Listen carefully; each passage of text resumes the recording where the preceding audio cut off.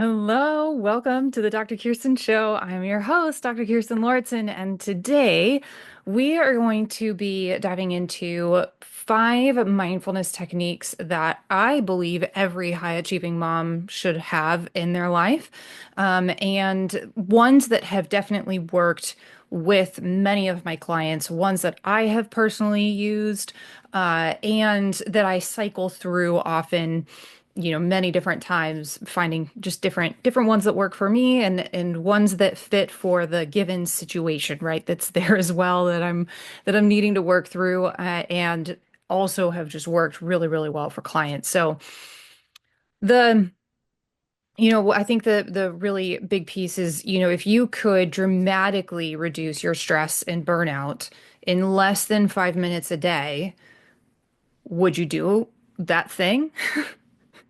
Would you do that thing? Do you have 5 minutes that you could give to reducing not just stress, but burnout? And here's the thing, like if you're a high achieving mom who knows about mindfulness but feels too overwhelmed to actually practice it, what I'm going to teach you today will literally change your life.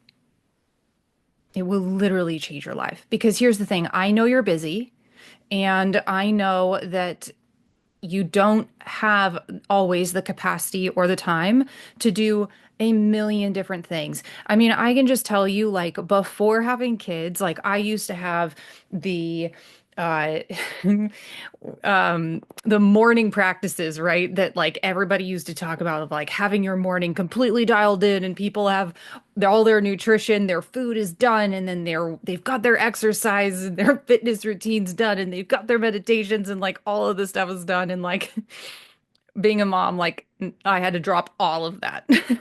All of it. So then I was like, okay, but then how do I still incorporate the things that are absolutely essential so that I can be very present and grounded throughout my day? So I can be a better parent, but also then be able to show up for the other things that I have going on as well, like my business and, the other things that I do in my life, the other relationships in my life, and not just them, but also for me, right? So I was like, how do I do this in a way that makes it fast, that makes it quick, but also very, very potent and impactful? So that's what I'm going to share with you today. So, look, here's the thing. I know that if you are a high achieving mom, you're like me, and that probably means that you find yourself constantly multitasking. Um, like at the time that I'm recording this right now, I have the laundry going, I have the dishes going, I have so many other things that are going on at the same time. And because of that, you also might feel like you are perpetually behind and overwhelmed just because there is so much that's pulling at you. And especially like when and I so can resonate with this, but when kids come first, right? We put kids first. So then what does that mean for us and for our dreams and for the things that we want to do, right? It can feel like those things get put on the back burner. But if you're also a high achiever like me, and maybe you're an entrepreneur or a CEO, or maybe you also do still have your career or you're working, how do you balance these two things, right? How do you balance the desire to be working and to be doing those things, but then also balancing the other desire to be present with your kids and where all of that can just start to feel that no matter you don't win, no matter what, right? No matter what.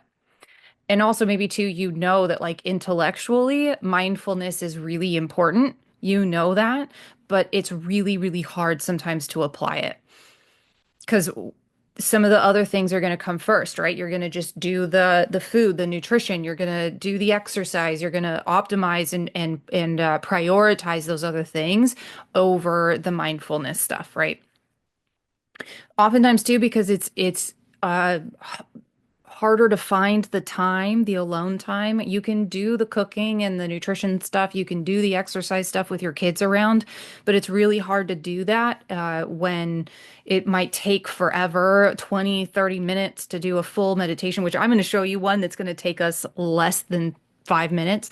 And how you can do it. You could easily do this at night before going to bed or in the morning before kids wake up, or in the car while you're waiting for kids, to be done with school and you're in betweens.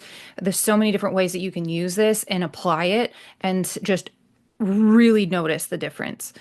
Also, you might be burned out, might be tired, might have some chronic stress that's manifesting physically, right? We talk about that a lot here. Hormone imbalances, insomnia, not sleeping well, anxiety, right? Migraines, GI issues. All of these are really, really common problems and symptoms. Or maybe too, you're feeling really frustrated. Like, that mindfulness helps, and maybe you've tried a lot of these things. Maybe you've done, I can so relate to this.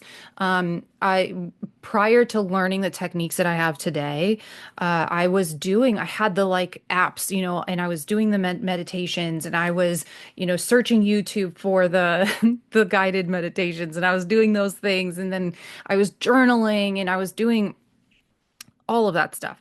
But I didn't have a guide. I didn't have a cohesive plan, journey, roadmap that I was on that was like actually allowing me to address some of those deeper things. So that's a big part of what we are going to talk about today is I'm going to give you all of these incredible tips, but also know that there is a very specific journey that your mind, your subconscious mind, will send you on when you are ready to start digging deeper into actually creating in your life what you want, whether that's the physical health or being the present parent, has more calm and less chaos, or anything else in your life that you want, wealth, financial wealth, any of that, the business that you want. Your subconscious mind will give you the exact journey that it wants you to take in order to actually embody and be that person who has exactly what you want. So it's not necessarily just about doing all of the mindfulness techniques, but it's really about going deeper. And and these still are going to help you no matter what. When you implement them, you do them, they can take you very little time every day, maybe 5 minutes, maybe 10 max, and you can absolutely see progress because my clients do every single time, every single day, every single week. They come back and they're like, here are the things that have changed, right? So, okay. And I've already kind of spoken to this too, I think a little bit, but I also know that especially if you are a high achieving mom that is burned out, that's tired, maybe you feel like you're just managing a lot of plates and there's just a lot of different things that you're doing. Maybe you feel like you've been over capacity for so long, right? You feel that overwhelm, that burnout, just that exhaustion that just like sits in your bones, right? And you want that calm. You want the calm amidst the chaos. And you probably shift into doing what, right? Wanting to fix the things, wanting to problem solve because that's the way that you've always solved for the chaos before. But that doesn't usually lead to more calm, and it certainly doesn't lead to more calm inside you when your internal space is also chaos, right? You also you really, really want to be present with your kids and your family without feeling distracted. But also at the same time, you would love to get things done when you want to do them. Gosh, I resonate with that. Like, you want to be working when you're with your kids because you're like, oh, I've got this amazing idea. Like in the past, I used to just be able to just go and do it. But like now I've got to like, wait until I have time at night or whatever, or nap time so, you feel that pull, right? Or maybe you just generally feel distracted by the anxiety or the things that you need to get done or the to-do lists or any of those number of things that are on your plate. And really what you just want is to be able to be present with your kids, to be able to be present with your partner, right? Maybe you're also craving just really simple, manageable practices that genuinely work. Again, I mean, I made this, right? I made this list, but like I can totally relate to that. Well, just like I want what I'm doing to actually work. I was literally on a call this morning with somebody that is working with me on that I'm working with around some really cool email stuff, but like I was like, I just want to know what are the steps that are gonna work? Like, I get it, right? I get it. And I felt this in my health journey. I've felt this in my business journey. Like, you just want the things that are actually going to work. And I'm going to show you so many of those things today. Five different things that you can implement and try and really see the improvements that come from them. You might also feel like you are just constantly in the need for solutions that are effortless, that come with ease. Even though and actually not even though, it's because you already have very packed schedules. I remember I was launching the functional motherhood course back in the spring of last year, and a friend of mine was like, "Hey, one of the things that I'm hearing so much from other moms right now is that they're just so overwhelmed with the end of the school year and getting into summer mode." And I was like, "Yeah, like I get it. Like there's graduations and there's parties and there's other things that are constantly going on in that end of the year cycle that it can all feel really overwhelming. So what you need are things that are going to be really, really fast and that are, going to be really easy to do and that you can immediately feel different. So my question to you is what if mindfulness actually felt effortless? What if it was a gift that you could give to yourself, 5 minutes that was deeply nourishing and entirely doable? Would you do it? I'm going to show you. I'm going to show you exactly how we do that. Okay, so here's the first technique that works very, very well. And when I give this to my clients, I actually have them do something called couple habits, or habit coupling, however you want to put that.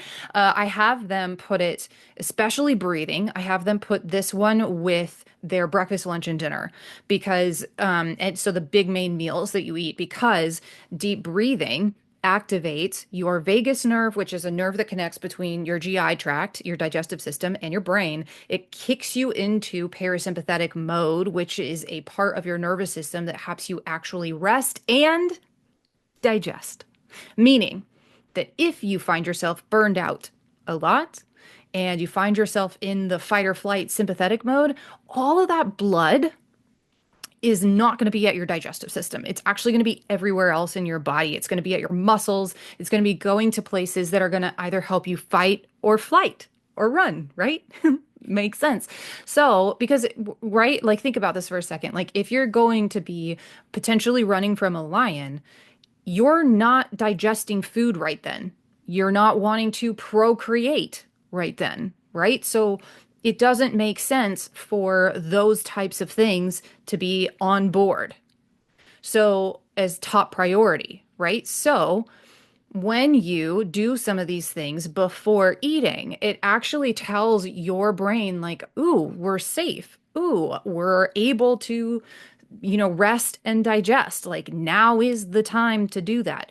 I tell you what, if you for the clients of mine that do this consistently, they get results. Hands down, get results like almost no matter what. Of course, there's other things that we are doing along that lines, but when you are able to spend more time in the parasympathetic nervous system, the healthy part of your parasympathetic nervous system, your body and your mind, you're telling both of those that you're safe. And that is massively impactful for most of the conditions and chronic symptoms and things that pop up for people nowadays. That is a thing that really, really moves the needle. So I'm going to guide you through a 4 count breathing exercise. Maybe you've experienced this before, maybe you haven't. But this is just a great time. If you already know this, you're like, oh yeah, breathing exercise is cool. Got that. Let's just take a moment to do them now. And then you can incorporate them or move on to the next ones or just have it be another thing that cycles through, whatever works for you. So I'm going to take you through basically box breathing. Okay, so we're going to breathe in and breathe out on my count, and it's going to be just counting 1, 2, 3, 4, and we're going to do that in box breathe. Okay, so ready? We're going to start with an inhale of 1, 2, 3, 4, and then an exhale 2, 3, 4, and an inhale 1, 2, 3, 4. And an exhale. 1, 2, 3, 4. Now I like to do that a couple more times. Just another box. Another couple more times. Just really getting that good, nice deep breath. If you aren't sure how to deep breathe, one thing I love to do is put a hand on my chest and a hand on my stomach. And what you want to make sure of is that as you breathe in, your hand over your stomach, over your belly is pushing out. So you're filling up your belly with air. And then as you exhale, your belly is sinking in. Your belly button is going towards your spine. And the reason why I put a hand here in my chest is I want to make sure that my shoulders aren't rising first. I want to make sure that it's my diaphragm, it's my abdomen that is filling up with air.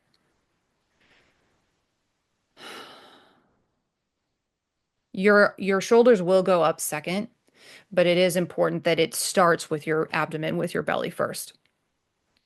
Okay, so do that a couple of times, counting, doing the box breathing, counting by 4 by 4, and just notice how that shifts, the changes that shift in your body. I know that just even from doing that, it can be so helpful if you are anxious. I know that especially too, like when my kiddo is like challenging me and just, we're having a moment and maybe she's even having a bit of a tantrum and it's just really starting to get kind of triggering for me. Just removing myself just for a minute and just recentering myself. Remember, your kiddos are mirroring your nervous system. So the more calm that you can be, they will be able to process what they have going on and then be able to reach a state of calm there too. There's research on diaphragmatic breathing. So, and it's really helpful to like lower cortisol, and it also triggers that parasympathetic nervous system, right? There was a study in 2017 in the Journal of Frontiers in Psychology. It was called Breathing Exercises that Significantly Reduced Cortisol Levels. Like, think about how important that is, right? When we consider that everybody's cortisol levels are like high nowadays, you know?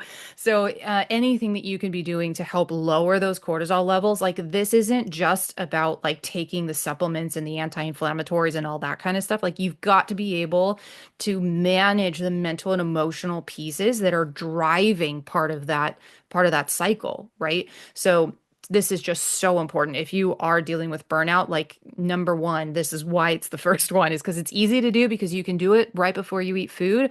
And it's also just going to help you drop in and immediately start lowering cortisol. I mean, I just even from doing that there, like I can feel a significant reduction in just my like kind of body as well. So, okay, we're going to move on to number two. So technique number two is a quick meditation practice, and I'm actually going to guide you through one right now. So just as a note, if you are driving in the car and you're listening to this or you're watching it and it's just a time that you can't really close your eyes, what I'd love for you to do is just imagine in your head, like make sure you're fully present and doing what you need to do. But you can always come back to this at another time and you can grab it. And unfortunately, this one's probably not going to have music in the background of it unless I can find one that won't have copyright issues with YouTube. But even still, this is just a really great one to you're going to love this one. And if you want, you can always hop on and just grab some like meditation music in the background and just listen to them in tandem. That can also be really awesome as well. I just happen to really love music. It's just something that I really resonate with. So I usually love to find meditations that have both. Okay, so go ahead. Let's take this is gonna be just like an exhale, a rest, a place of rest that's just gonna bring you back. It's gonna bring you back to you, bring you back to your body. That's what we're gonna do right now. So let's take a moment. You've been holding so much. Go ahead and gently close your eyes if you're able. And if you're in a sitting position, letting your hands rest in your lap or by your sides, letting your shoulders drop away from your ears, taking a deep breath in through your nose and a long, slow breath out through your mouth, feeling yourself land here in this moment. Just land. Nothing else is required of you right now, just presence. Let's do that again. Inhale deeply. Exhale slowly. Let the exhale be a quiet invitation to soften. You're allowed to stop for just a moment. You're allowed to be held. You're allowed to be held, not just hold it all together. Now bring your attention to your body. Notice where you're holding tension. Is it in your jaw, your chest, your shoulders, or your stomach? With each breath, imagine melting that tension like ice under a warm sun, just melting away, letting that tension just drop down through your feet, through the floor, into the earth, knowing that it can be transmuted into something else for someone or something else. Just go ahead and settle into a nice, just normal breathing pattern now. And bring your hand to your heart if that feels good. Feel the rise and fall. Feel the quiet rhythm of life that's still here, even when you're tired. And silently ask yourself, what do I need right now?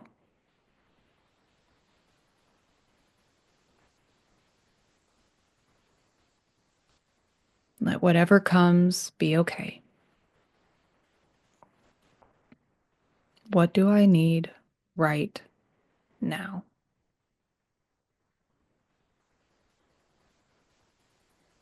No judgment, just you don't need to fix it. Just listen, honor it. Now imagine each breath is clearing space, like opening a window in a stuffy room. Inhale, clarity. Exhale, overwhelm. Inhale, steadiness. Exhale, pressure. Inhale, rest. Exhale, rush. Let it all melt, just for now.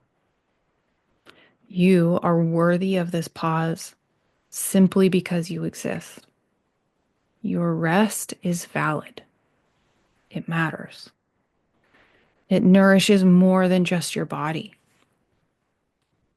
It restores your soul. You were never meant to prove your worth by how much you carry. You are allowed to receive. You are allowed to be supported. You are allowed to feel good without doing more. Let's take one final deep breath together and exhale slowly, letting it all go.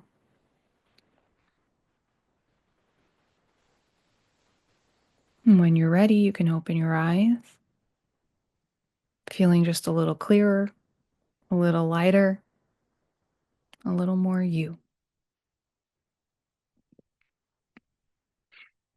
Meditations like this one are, they're so helpful. They're so fast. I don't know if you can feel it, but right now, something shifted.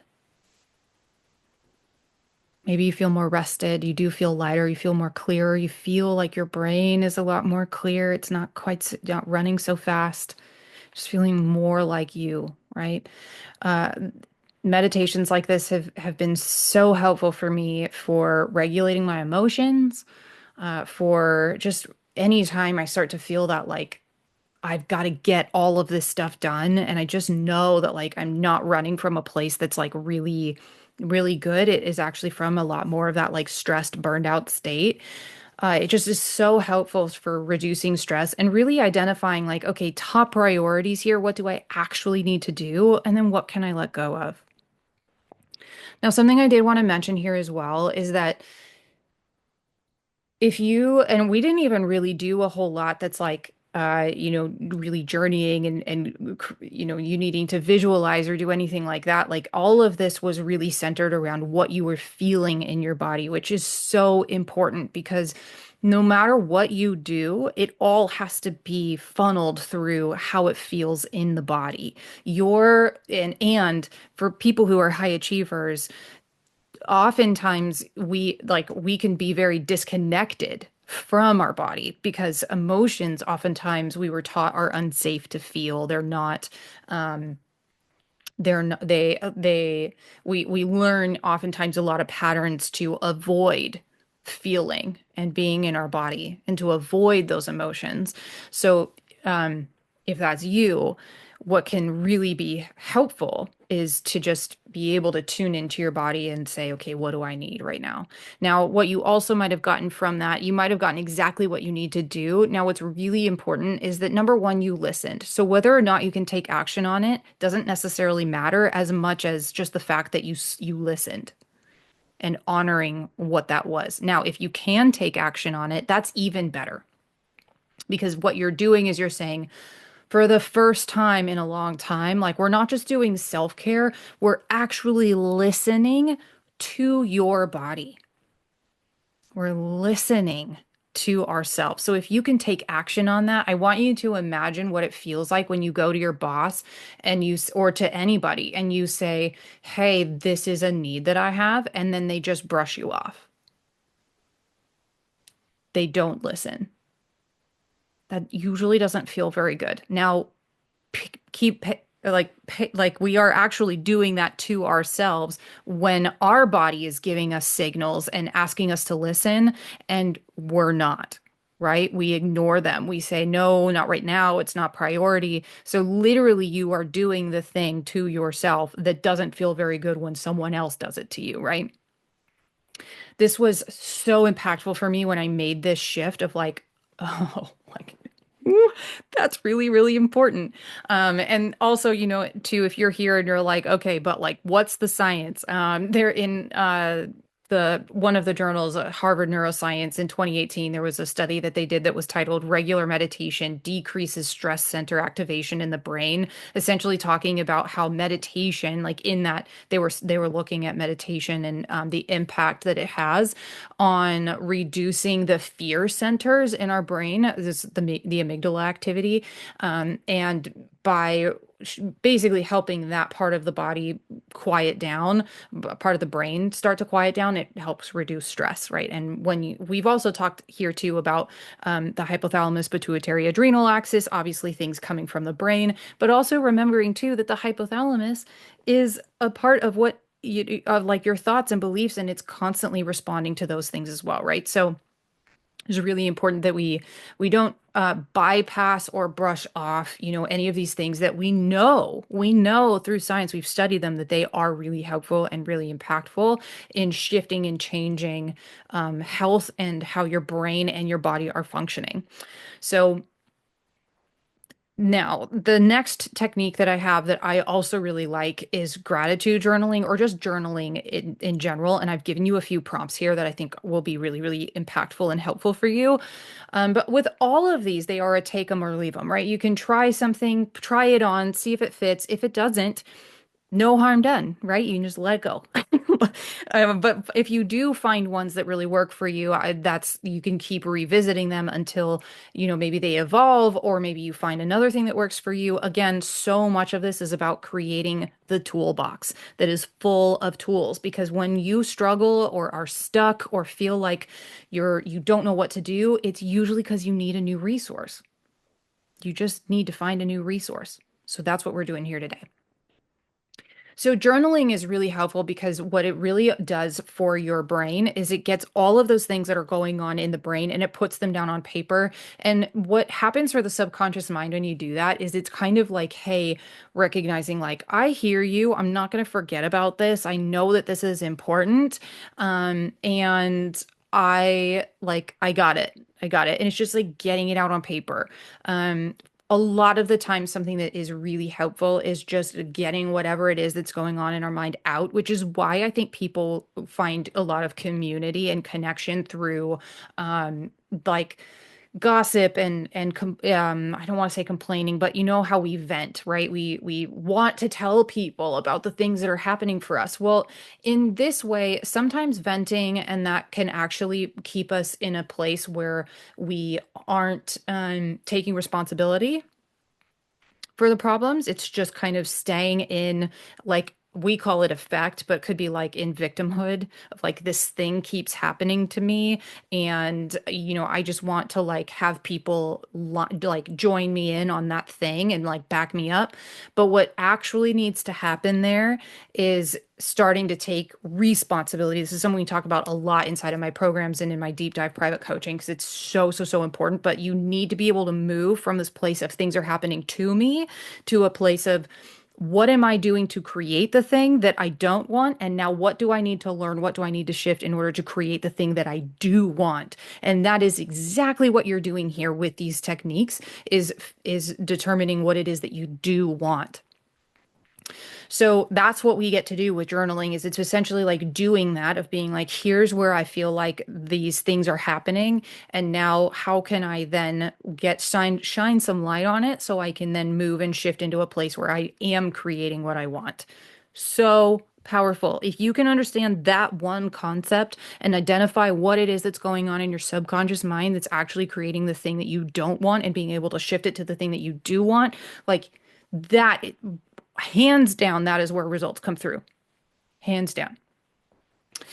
So here's a couple of journal prompts for you. So number one is, if I stopped proving, what would I allow myself to receive? If I stopped proving, what would I allow myself to receive?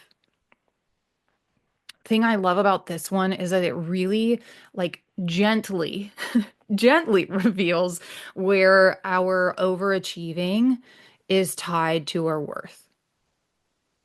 And then it opens the door to receiving rest and support and ease without guilt. And if you want to take that a step further, if that journaling exercise is really resonating with you, my Worthy workshop is 100% for you. It's $67, so super, super affordable and easy. And it will actually take you through the steps of shifting and changing your belief around your worth being tied to your achievements and actually being able to receive rest and support and ease without guilt. Like literally, that is what that program is designed to help you do, using neuroscience and rewiring your brain so that now new neurons can fire together so you get a different result. Like literally so powerful. Such a great workshop, and it's only 90 minutes. So, and you can like chip away at it. So it's great. Okay, the second journaling exercise is what does my body actually need today? And what would change if I honored that? So really, really important because what it does is it cuts through all of the noise of what you should be doing, and it really gets you reattuned to what your body wants, right? The truth of your physical and emotional needs. What is it that you specifically need? Not what another doctor says or another influencer on Instagram or your friend or somebody completely disconnected to you that you've like been listening to and you're just trying to piecemeal it all together, right? Like what do you actually need? It's so common that we outsource our power to other people and to other programs, and we're constantly looking for that next thing that's going to be like, this is the thing that's going to fix my problem. This is the thing that's going to fix the issue, right? But instead, where we really need that action to be coming from is it's not bad to get help, but it needs to be coming from a place where you know what that next thing is that you need to then take action from there. So like this is how we determine like if I'm working with a client who has, let's say, small intestinal bacterial overgrowth, which is a bacteria that has overgrown in the GI tract, in the small intestine, they oftentimes creates a lot of bloating. It just creates a lot of discomfort and gas, and it's just like, it can be very, very uncomfortable. And so a lot of people will try like the low FODMAP diets and lots of other different kinds of diets. And sometimes the low FODMAP diet is not the way to go, but I'm not the one that determines that. The client is the one who determines that, right? So we use your body to tell us what does it want to do? What is going to be the best like road map forward for your body, and tuning into what that is versus what should be done is is how we don't waste time, right? We don't waste energy and time on things that you don't actually need and that could in like potentially make it worse. Third, okay, and do everything you can for that. Like when you know what your body actually needs today, like there's been times where I've been like, oh, I just need to take a bath. And I have judged it and questioned it and been like, I'm not going to do that. That's not going to like lead to more clients or, whatever. Um, and it came through again, right, in the same day. So I went and did it. And I kid you not, like the next day, I got a message that somebody wanted to work with me. Okay. Like literally, I like you don't judge it. Just if you have it and it's safe. I'm speaking to the internet here. So let me just like, let me make sure that it's a safe thing to do and that it is something that you can do and is not going to put you at like major risk or whatever. Like, would I think that your body would actually give you something like that that is not in its best interest? No, but you know what? We're speaking to the internet here, so let's put the disclaimers out there, okay? But like, if it is something that is really good for you to would be good for you to do, and maybe it doesn't make sense, or maybe it does make sense, whatever it is, like do your best to honor that thing. Do your best to take action on that thing. Okay, third, what belief is keeping you in overdrive? And what truth do you want to live instead? So good. So good. This one I really like because it's really, really good for uncovering what beliefs, right? What thought patterns, what subconscious patterns are underneath, or what patterns are keeping you stuck, and really helping you shift to choosing something new and something different, like an empowering belief or thought or pattern that's going to be rooted in, hopefully, what you're going to get to is one in like enoughness, right? That you are enough and that you are worthy and trusting in yourself. Now, if you struggle with this one and you're not sure, again, that worthy workshop might be really good.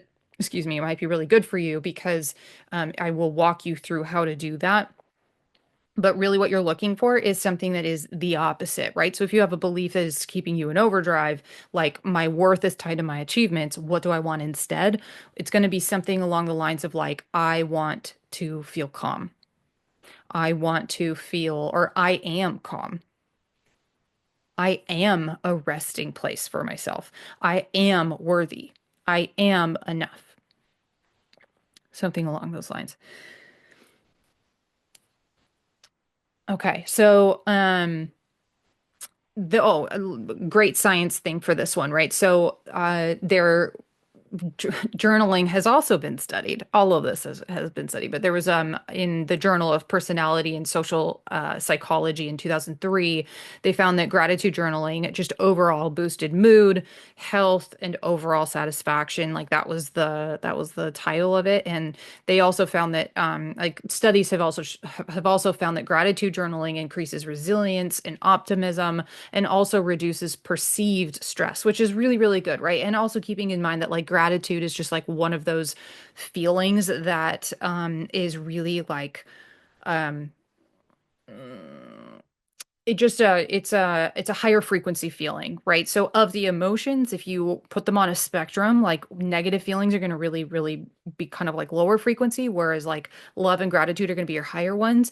So that's, you staying in those higher frequencies can be very, very helpful for the body. And if you need another example, I was reading a book by Dr. Gabor Mate, and it's When the Body Says No, and he tells this really, really powerful story in there about a woman who had ALS, and typically there's a fatal disease, and she did not die. She actually recovered and put the disease into remission and the thing that she did was she found actual deep gratitude for every part of her body. She started with her hands and worked from there. And I find for autoimmune clients, this one is so, so, so helpful, especially too if you can find deep gratitude for your immune system and what it's doing. Even though it's currently turned on self, finding gratitude for your body can be hugely impactful.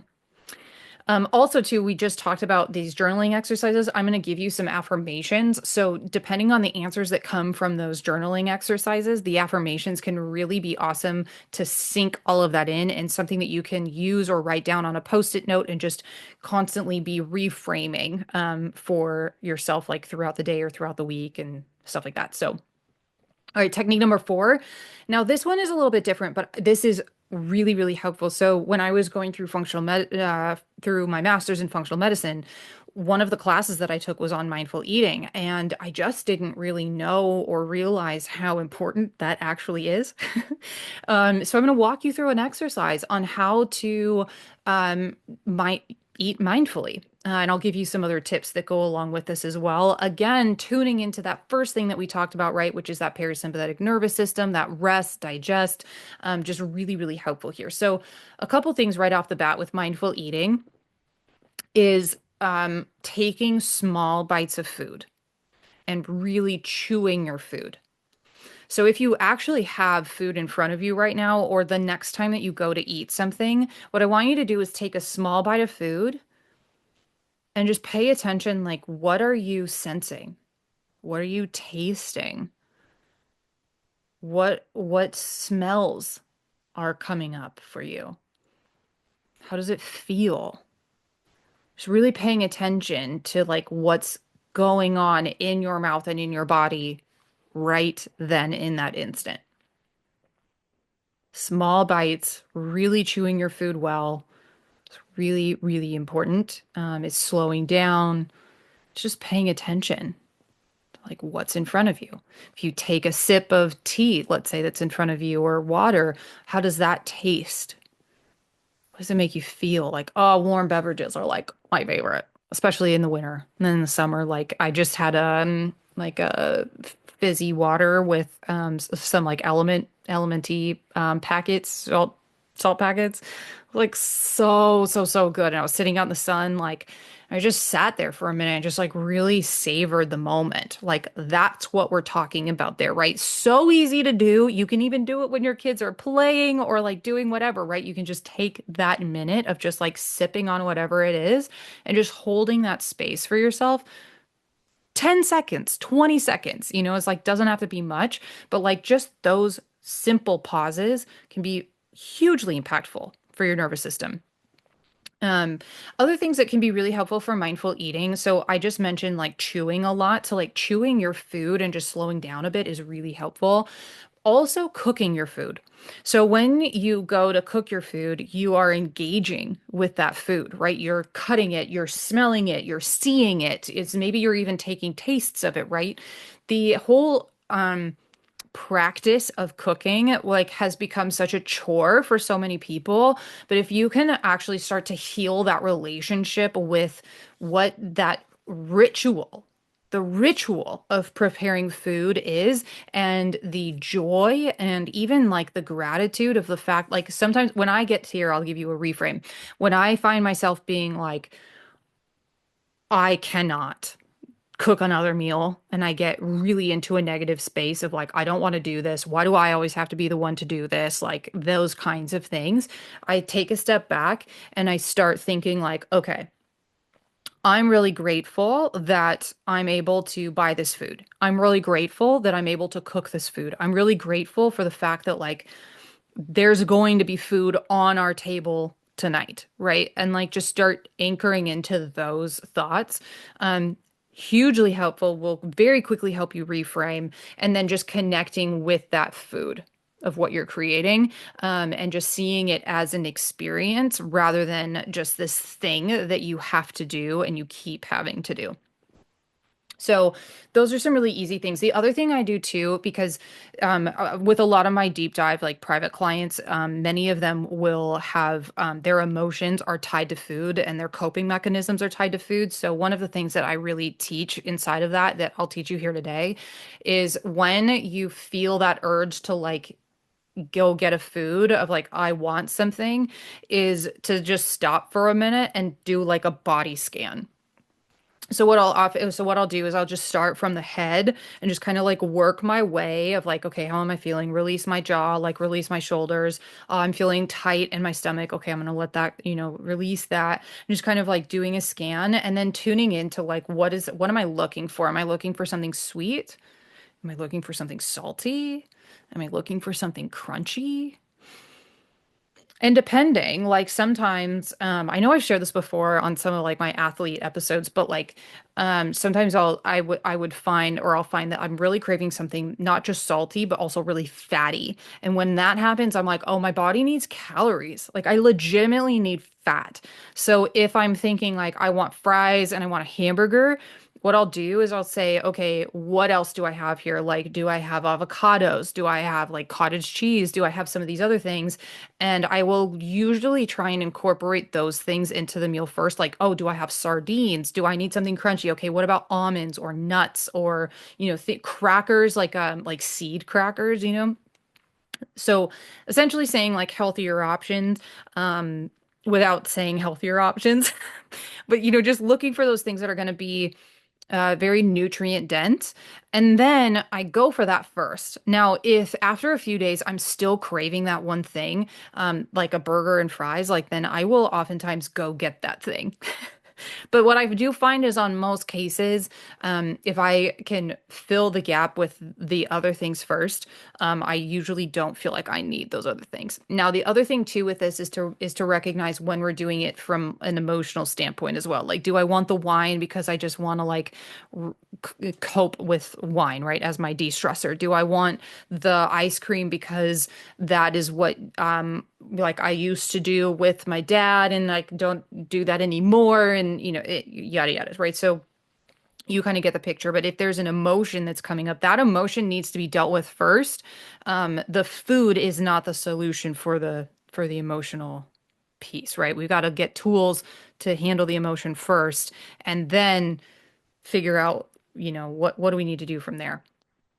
So the other thing too is that when you chew your food more, when you become more mindful, when you become more present, when you are able to kind of just sit there and just sort of like do some deep breathing, um, for me and for many of my clients, when you do that, you are majorly improving your digestion, right? Because I don't want to digress here. This is not the episode for it. But with your digestive system, your mouth is the only time that you have mechanical breakdown, right? So chew, chew, chew, chew, chew, chew, chew your food. The rest of it is all chemical. from your stomach to your small intestine, large intestine. The rest of your digestive process is all chemical breakdown. So the more that you can chew your food first, like 50, 100 times, like literally it seems like you're chewing forever. But the more that you can do that, the easier it will be on your stomach and your small and large intestine to digest your food,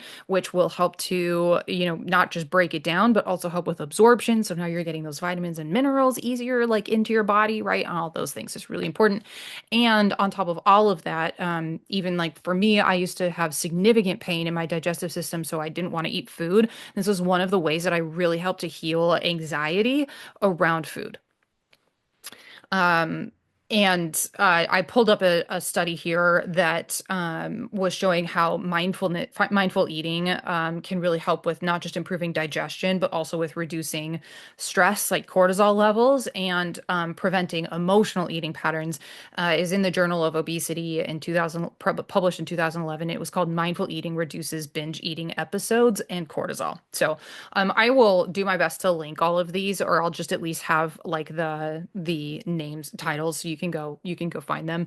But just again, like all of these things are backed by science. These are things that people have studied over and over and over again, and when you adopt them and adapt them for you and make them work for you, they are so incredibly powerful than just like um taking supplements.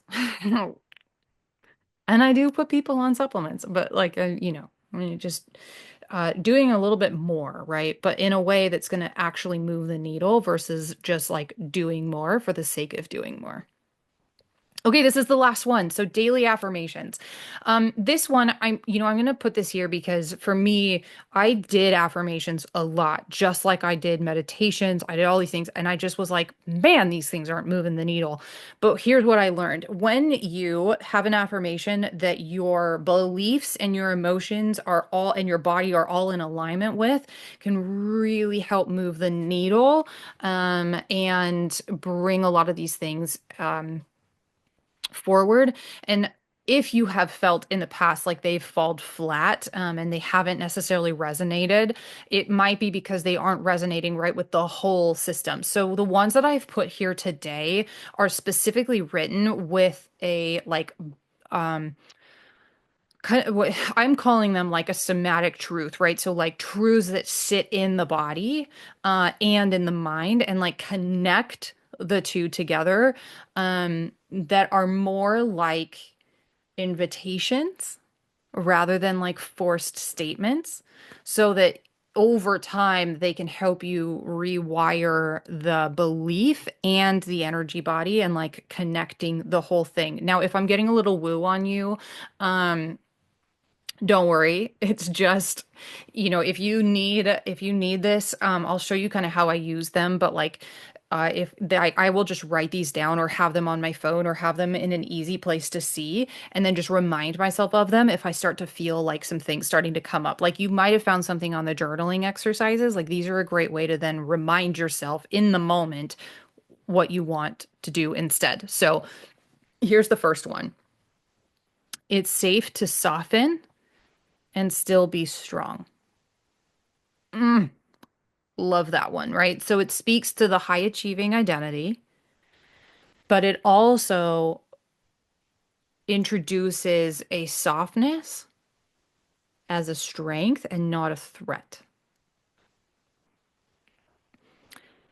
And that softening is oftentimes what's needed versus this like pushing, gritty, go, go, go, never resting. You've got to do more. You've got to push more, right? And I don't want to lose my productivity. I don't want to lose my ambition. So I'm going to grind and grind and grind and grind and grind. What you're actually needing is to soften and to slow down and to rest, to create space. And also realize that still at the same time, you're not going to lose any of those other things, and you are still strong. This is one of my favorites. And so good when I find myself starting to get into that place of like, I've got to do more. I've got to grit. I've got to like finish this to-do list. Like and you're just like grinding and pushing harder. I will repeat that one to myself, like it's safe to soften and still be strong, right? So good. Okay, the second one is I honor what my body knows, even when my mind resists. Now, this one's really important because oftentimes what we will do, right, is the body will give you a sign or a signal or it will try to communicate with you, and your mind will say, your conscious mind will judge it or negate it or start to resist it. You've probably heard many of them already through this episode, right? So like what the thing that I really like this one, the thing that I like about this one the most is that it really helps to rebuild trust between the body and the mind. So it starts to rebuild like that voice, right? That thing that's like, hey, start listening to me. The truth that you hold. It's really great if you are someone that overrides your intuition, oh, like in favor of doing. Ooh, right? Raise your hand. That's been you. Like can totally like this has absolutely been me. Like I've lived all of this. Literally all of it, which is why I'm sharing with you them with you today because they are so freaking important. But when you are able to start listening to that voice, sometimes it's really, really, really, really quiet. But over time, as you listen to it, again, asking yourself, hey, what do I want right now? What do I need right now? And maybe just taking the simplest action point on that, over time, that voice will get louder in a good way. You'll be able to recognize what that voice is, and that is how you start getting back in touch with like, okay, if I feel like I'm so disconnected from who I am and I constantly override my own needs, and am constantly in doing and doing more and more and more and more, it will start to get louder and you'll start to be able to interact with it a lot easier and a lot better over time. Okay, the third one and the last one before we wrap up. So I don't have to do more to be enough. I already am. And just keeping in mind, right? I wrote this one, but also like your subconscious mind doesn't deal in negatives. So when we say like I don't want or I don't want to be in pain, let's say, we are actually telling your brain that you do kind of want to be in pain. So because it doesn't have that I don't. So you want something that's like I am enough, right? I already am, which is why that last part is really important. Like I am enough. And I don't have to do more to be enough. I am enough. Again, if this is you and this resonates so, so, so powerful to have top of mind and to bring up anytime you feel like you're getting back into that productivity and worth cycle, um, and you probably resonate with this one, right? Your soul, like your body knows. You're like, that's the one. I am enough. Don't always feel that way, right? I am worthy. Don't always feel that way. Like those things are, you probably know you it resonates, right? You feel that. Um, and if that's the case, the Worthy Workshop is a really, really, really helpful 90-minute workshop that will help you break through that and really know it deep in, like rewire it into your subconscious mind so it can generate and create more evidence that you actually are enough versus evidence that you aren't enough. This is what we do in all of my private coaching sessions, but really helpful if you just want to get your feet wet and see what it's like.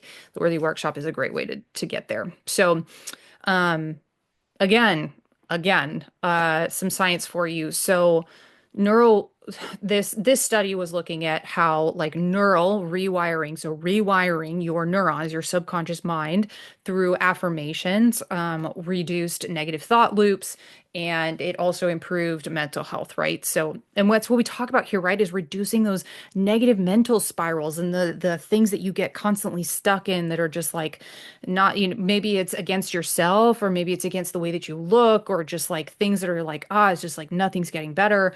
The specific study that I was referencing here was in the Journal of Social Cognitive and Affective Neuroscience in 2016, and it was affirmation strengthen positive neural pathways and self-compassion. Right? So good. So, so, so good. So, Again, I'll have the links for those. But if this has been something that has been super helpful for you, those are like the five techniques that like I show up in like all of my programs. They are you'll hear versions of them, everywhere. And I just find them to be so helpful, not just for me, but for my clients. Um, so we know, right, from all of this, we know that mindfulness is really powerful. We know that mindset, we know that emotional regulation, like these things of not the body and the mind connection are really, really important, right? They're very, very powerful. And you don't need to just know them, you need to embody it. You need to embody the changes and the transformation that you actually want in your life. It's not just knowing, it's not just understanding, it's not just having that, like having more information, right? And in some cases, it's about doing, but it's not necessarily in doing more. It's about embodying the actual change, meaning that the brain has changed on a neurological level, that it is now doing something different. And I want you to imagine what experiencing that deep change without any like major effort, right? Beyond just sitting and listening would do for you. As a busy mom, this is so powerful. One of the things that I've created is a guided meditation and hypnosis, guided meditation. They in like in science, right, in research, have significantly reduced stress, anxiety, and even, and this one's really, oh gosh, so good, is chronic pain. The American Psychological Association has actually endorsed hypnosis and guided meditation for stress relief. And I had a client that was going through that has an autoimmune disease, and this particular client does have a lot of pain. And we did a meditation, and at the end, all of their pain that they had been dealing with was completely gone, and it was gone for like several hours, might have even been like several days afterwards. But like, so impactful, like really, really huge, which I love, right? And not just it for pain, but also for just reducing stress. And like listening to something for 5, 10 minutes a day is just so easy. It's so easy to do. And you can just feel the shift, feel the change, and know that your brain is doing something actively to change your life and do something different. We love, right? So I want you to imagine literally just sitting back, relaxing deeply, and feeling your stress melt away at the subconscious level. Guided meditations are effortless mindfulness techniques, right? They are literally no skills needed. All you have to do is just be open and relax and receive. And I will say even this, I have been very careful about what I do and find on the internet, because when you get into that hypnosis place or that guided meditation place, you want to make sure that the things that are being installed, or the things that are being said, are in a good, positive way and towards what you want. And so having someone like you've already gotten to see and experience, and I've already told you already, like the things need to be in the positive, right? They need to be in a way that your brain doesn't negate them. They need to be like I've given you all of the things that you actually need to look for and make sure are present when you go through something like that, to make sure that you can also trust what you're finding, right? So all you need is to be able to just relax and receive and be open to receiving. And that's like, and I already gave you too the story of a client of mine who just not only was her pain gone, right, but anxiety, burnout, stress, like all completely shifted on such a deep level without a huge conscious effort. And then because of those hypnoses that she was listening to, then she was also able to pair some of the journaling exercises, right? And then some of the affirmations. And so she was just constantly in this like little mini ecosystem that was just constantly reminding her of what she already wanted, that she had exactly what she wanted already. And she created it just like that, right? Just from simply listening to something every single day. So powerful. So here's what I've done. I've created a powerful guided meditation for you specifically for high achieving moms, completely free. You can download it right now and start listening. I mean, really, like what it is designed to do is to help you relax at a deeper level, which I know can be so hard to do, especially when you have stories telling you like you can't rest, right? You can't stop. Everything will fall apart if you do stop. So let's give you something that's like 5, maybe 10 minutes that just helps you relax on a deeper level. And all you have to do is listen, and then you can go about your day. You'll feel that immediate reduction in stress hormones, just like earlier. You felt that change, that shift in your body, feeling more rested, feeling more calm, feeling more grounded. All of that is a sign that the stress hormones, cortisol, are lowering. So let's get you that, right? And also, just it's effortless, right? For rewiring for a more calm, resilient body and having emotional balance, which also means hormone balance, right? So we're not just dealing with the emotions and the mental body, we're also dealing with the physical body. Everything is connected, right? It's always all connected. So if you would like to get that guided meditation, you can just go to the show notes and click the link below. And you just sign right up and it'll be delivered straight to your email. Super, super easy. And, here's the thing, give yourself the gift of actually doing the thing, right? Actually going, grabbing the exercise, going, grabbing the meditation, and actually implementing and doing it, right? It only takes just a few moments to download it, and your body and your mind will literally thank you immediately. They will. So do it today. Go get it. Give yourself that gift because here's the thing. I know that as moms, we've been told over and over and over again that everyone else comes before you, everyone else before yourself. And going against that message, because nobody wants to be selfish, right? Going against that message can be very disruptive and it takes courage. It takes bravery to say, I think I need to do this differently. Like, I think I need to learn how to meet my needs in tandem with my kids, in tandem with my family.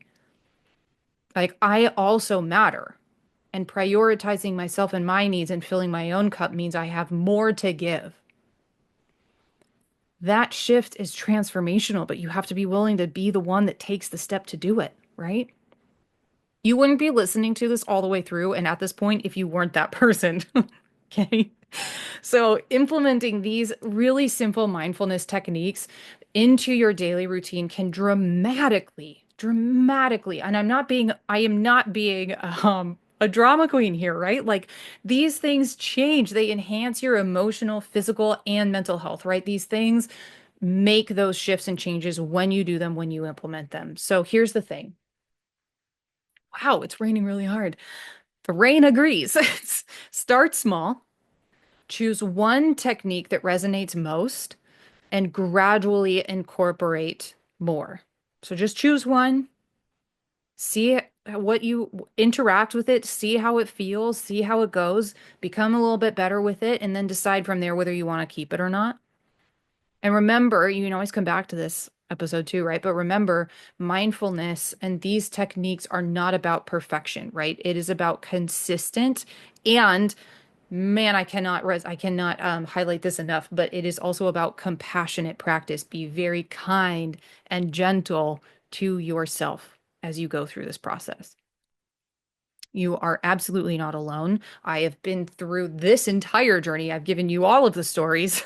I know how it goes. I know the ups and downs. I know how the ups and downs of my clients and what they experience. And so this is why I've created this in the way that I have, and why this episode is the way that it is, right? Like I know how this goes. So I just want to remind you, right, that you deserve a life that also feels balanced. You deserve to feel good. You deserve to feel well. You deserve to thrive, right? Living a burned out and like just feeling totally awful and not getting the, diagnosis that you need or the answers or solutions that you need, constantly being told we don't know what's wrong with you, like, oh, it's just motherhood, oh, it's just stress, oh, it's just mom brain, right? Like you deserve a life where you feel balanced, fulfilled, and experience deep, deep joy. that was another thing. So for another podcast. But like I completely lost all joy in my life. I know what it's like, and I know what the journey is like to get back to experiencing that and truly having that in your life. So let me help you begin today. Download, go to the link in the show notes, grab that guided meditation and just take action, get started today. Thank you so much for being here. If this was helpful, drop a comment below. If you go and download it and you love it, drop a comment below. Come on back here and drop a comment below and let people know, let us know what shifted for you, what was so helpful. What did any of these resonate? I'd love to hear. And if this was helpful, share it with a friend, subscribe, like the video, and I will see you in the next one. Take care.